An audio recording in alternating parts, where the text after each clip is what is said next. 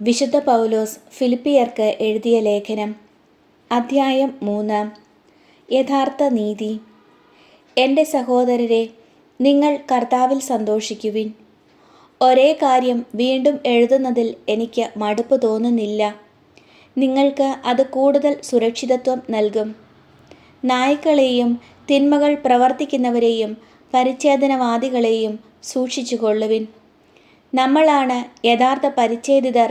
ദൈവത്തെ ആത്മാവിൽ ആരാധിക്കുകയും യേശുക്രിസ്തുവിൽ അഭിമാനം കൊള്ളുകയും ജഡത്തിൽ ശരണം വയ്ക്കാതിരിക്കുകയും ചെയ്യുന്ന നമ്മൾ. എന്നാൽ എനിക്ക് ശരീരത്തിലും പ്രത്യാശ വയ്ക്കാൻ കഴിയും. ശരീരത്തിൽ പ്രത്യാശയുണ്ട് എന്ന് വിചാരിക്കുന്ന ആരെയുംക്കാൾ കൂടുതലായി അതിനുള്ള അവകാശം എനിക്കുണ്ട്. കാരണം 8-ാം ദിവസം പരിച്ഛേദനം ചെയ്യപ്പെട്ടവനാണ് ഞാൻ. ഇസ്രായേൽ വംശത്തിലും ബെഞ്ചമിൻ ഗോത്രത്തിലും പിറന്നവൻ, ഹെബ്രായരിൽ നിന്ന് ജനിച്ച ഹെബ്രായൻ, നിയമപ്രകാരം ഫരിസേയൻ, തീക്ഷ്ണത കൊണ്ട് സഭയെ പീഡിപ്പിച്ചവൻ, നീതിയുടെ കാര്യത്തിൽ നിയമത്തിൻ്റെ മുൻപിൽ കുറ്റമില്ലാത്തവൻ. എന്നാൽ എനിക്ക് ലാഭമായിരുന്ന ഇവയെല്ലാം ക്രിസ്തുവിനെ പ്രതി നഷ്ടമായി ഞാൻ കണക്കാക്കി. ഇവ മാത്രമല്ല, എൻ്റെ കർത്താവായ യേശുക്രിസ്തുവിനെ പറ്റിയുള്ള ജ്ഞാനം കൂടുതൽ വിലയുള്ളതാകിയാൽ സർവവും നഷ്ടമായി തന്നെ ഞാൻ പരിഗണിക്കുന്നു. അവനെ പ്രതി ഞാൻ സകലവും നഷ്ടപ്പെടുത്തുകയും ഉച്ഛിഷ്ടം പോലെ കരുതുകയുമാണ്. ഇത് ക്രിസ്തുവിനെ നേടുന്നതിനും അവനോടുകൂടെ ഒന്നായി കാണപ്പെടുന്നതിനും വേണ്ടിയത്രേ. എനിക്ക് നിയമത്തിൽ നിന്ന് ലഭിക്കുന്ന നീതിയല്ല ഉള്ളത്, പിന്നെയോ ക്രിസ്തുവിലുള്ള വിശ്വാസം വഴി ലഭിക്കുന്ന നീതിയാണ്. അതായത് വിശ്വാസത്തെ ആസ്പദമാക്കി ദൈവത്തിൽ നിന്നുള്ള നീതി. അത് അവനെയും അവൻ്റെ പുനരുദ്ധാനത്തിൻ്റെ ശക്തിയെയും ഞാൻ അറിയുന്നതിനും അവൻ്റെ സഹനത്തിൽ പങ്കുചേരുന്നതിനും അവൻ്റെ മരണത്തോട് താതാത്മ്യപ്പെടുത്തുന്നതിനും വേണ്ടിയാണ്. അങ്ങനെ മരിച്ചവരിൽ നിന്നുള്ള ഉയിർപ്പ് പ്രാപിക്കാമെന്ന് ഞാൻ പ്രതീക്ഷിക്കുന്നു. ലക്ഷ്യത്തിലേക്ക്. ഇത് എനിക്ക് കിട്ടിക്കഴിഞ്ഞെന്നോ ഞാൻ പരിപൂർണനായെന്നോ അർത്ഥമില്ല.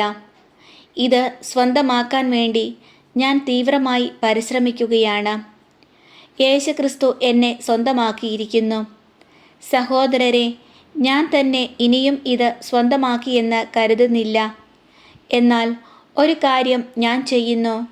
എൻ്റെ പിന്നിലുള്ളവയെ വിസ്മരിച്ചിട്ട് മുമ്പിലുള്ളവയെ ലക്ഷ്യമാക്കി ഞാൻ മുന്നേറുന്നു. യേശുക്രിസ്തുവിലൂടെ ഉന്നതത്തിലേക്കുള്ള ദൈവത്തിൻ്റെ വിളിയാകുന്ന സമ്മാനത്തിനു വേണ്ടി ഞാൻ ലക്ഷ്യത്തിലേക്ക് പ്രയാണം ചെയ്യുന്നു. അതിനാൽ നമ്മിൽ പൂർണ്ണത പ്രാപിച്ചവർ ഇങ്ങനെ തന്നെ ആഗ്രഹിക്കട്ടെ. ആരെങ്കിലും എന്തെങ്കിലും കാര്യത്തിൽ ഭിന്നമായി ചിന്തിക്കുന്നെങ്കിൽ ദൈവം നിങ്ങൾക്ക് അത് വ്യക്തമാക്കി തരും. എന്നാൽ നേടിയെടുത്തതിനെ മുറുകെ പിടിച്ചുകൊണ്ട് തന്നെയാവണം നമ്മുടെ പ്രവർത്തനം. സഹോദരരെ, നിങ്ങൾ എന്നെ അനുകരിക്കുന്നവരുടെ കൂടെ ചേരുവിൻ. ഞങ്ങളുടെ മാതൃകയനുസരിച്ച് ജീവിക്കുന്നവരെ കണ്ടു പഠിക്കുവിൻ. എന്നാൽ പലരും ക്രിസ്തുവിൻ്റെ കുരിശിൻ്റെ ശത്രുക്കളായി ജീവിക്കുന്നു എന്ന് പലപ്പോഴും നിങ്ങളോട് ഞാൻ പറഞ്ഞിട്ടുള്ളത് തന്നെ ഇപ്പോൾ കണ്ണീരോടെ ആവർത്തിക്കുന്നു. നാശമാണ് അവരുടെ അവസാനം, ഉദരമാണ് അവരുടെ ദൈവം.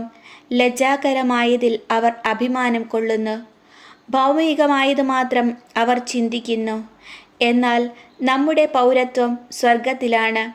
അവിടെ നിന്ന് ഒരു രക്ഷകനെ, കർത്താവായ യേശുക്രിസ്തുവിനെ നാം കാത്തിരിക്കുന്നു. സകലത്തെയും തനിക്ക് കീഴ്പ്പെടുത്താൻ കഴിയുന്ന ശക്തി വഴി അവൻ നമ്മുടെ ദുർബല ശരീരത്തെ തൻ്റെ മഹത്വമുള്ള ശരീരം പോലെ രൂപാന്തരപ്പെടുത്തും.